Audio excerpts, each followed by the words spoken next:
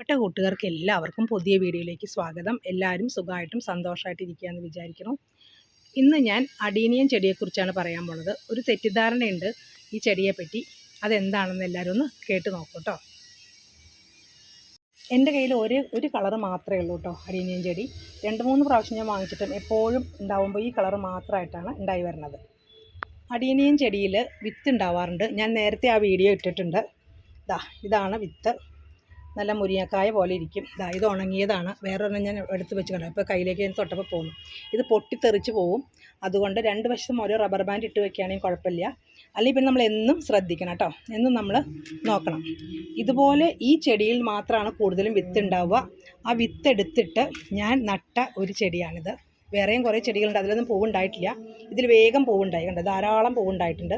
പക്ഷേ ആ തെറ്റിദ്ധാരണ എന്താണെന്ന് വെച്ചാൽ എല്ലാവരും പറയണ കേട്ടിട്ടുണ്ട്. ഞാൻ അടുത്തിടെ ഒരു വീഡിയോ കണ്ടു, അതിൽ പറയണ കേട്ടു അഡീനിയം ചെടിയുടെ ഇതുപോലെ വിത്ത് എടുത്ത് നടുമ്പോൾ വേറെ കളറ് പൂവുണ്ടാവുന്നു. ഒരിക്കലും ഉണ്ടാവില്ല കേട്ടോ.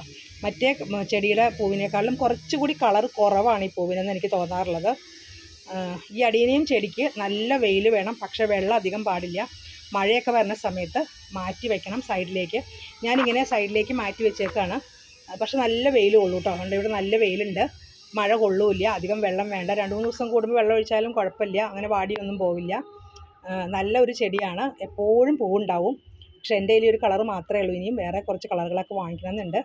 അപ്പോൾ ഈ തെറ്റിദ്ധാരണ നിങ്ങൾ മാറ്റിക്കോളൂ കേട്ടോ. ചിലപ്പോൾ നിങ്ങൾ അങ്ങനെ വിചാരിച്ച് നടുമ്പോൾ വേറെ കിട്ടുമായിരിക്കുമെന്നൊക്കെ വിചാരിക്കും. പക്ഷേ ഇതാണ് എൻ്റെ വിത്ത് കേട്ടോ. നേരത്തെ എൻ്റെ വീഡിയോ ഇട്ടിട്ടുണ്ടായിരുന്നു. കൊണ്ടതിനുള്ളിൽ നിന്ന് ഇങ്ങനെ വിത്ത് എടുത്ത് നമുക്ക് ഒരു അപ്പപ്പന്താടി പോലെ ഇരിക്കും. എന്നിട്ട് സൈഡിലായിട്ട് വിത്ത് ഉണ്ടാവും. ഞാൻ നേരത്തെ വീഡിയോ ഇട്ടിട്ടുണ്ട്, കാണാത്തവരൊക്കെ ഉണ്ടെങ്കിൽ ഒന്ന് കണ്ടു നോക്കണം. അങ്ങനെ ഞാൻ പാകി മുളപ്പിച്ച തൈലുണ്ടായ പൂവാണിത്, ചെടിയാണിത്. അതിൽ ധാരാളം പൂക്കളുണ്ട്, എപ്പോഴും പൂവുണ്ടാവും കേട്ടോ. ഇതിൽ ധാരാളം പൂവുണ്ടാവും. ഇതാണ് നിങ്ങളോട് ഞാൻ പറയാൻ ആഗ്രഹിച്ചൊരു കാര്യം. ഞാൻ അടുത്തൊരു വീഡിയോ കണ്ട് അതിലും പറയുന്നുണ്ടായിരുന്നു, നമ്മൾ വിത്തിട്ടാൽ വേറെ നല്ല കളർ ഉണ്ടാവുമെന്ന്. ഒരിക്കലും ഉണ്ടാവില്ല കേട്ടോ, അത് പറ്റിക്കലാണ്.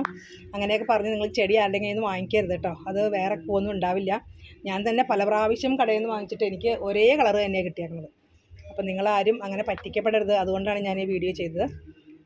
അപ്പോൾ ഇത്രയേ ഉള്ളൂ ഇന്നത്തെ വീഡിയോ. ഇനിയും പുതിയ വീഡിയോ ആയിട്ട് വരുന്നവരെ നിങ്ങളെല്ലാവരും എന്നെ സപ്പോർട്ട് ചെയ്യുന്ന ഞാൻ വിചാരിക്കുന്നു. വീഡിയോ ഇഷ്ടപ്പെടുകയാണെങ്കിൽ ഒന്ന് സബ്സ്ക്രൈബ് ചെയ്യുക, ലൈക്ക് ചെയ്യുക, കമൻറ്റ് ചെയ്യുക, ഷെയർ ചെയ്യുക കേട്ടോ. ഓക്കെ, അപ്പോൾ ബൈ ബൈ, പിന്നെ കാണാം.